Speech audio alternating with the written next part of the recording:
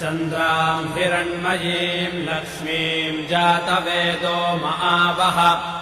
ताम् महावः जातवेदो लक्ष्मीमनपगामिनीम्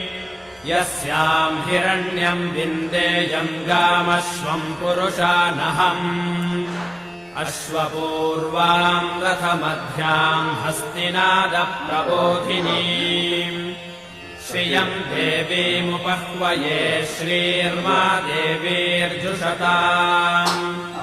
कांसोऽस्मिताम् हिरण्यप्राकारामार्द्राम् ज्वलन्तीम् तृप्ताम् तर्पयन्तीम्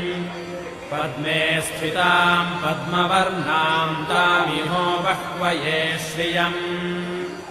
चन्द्राम् प्रभासाम् यशसा ज्वलन्ते श्रियम् लोके देवजुष्टामुदारा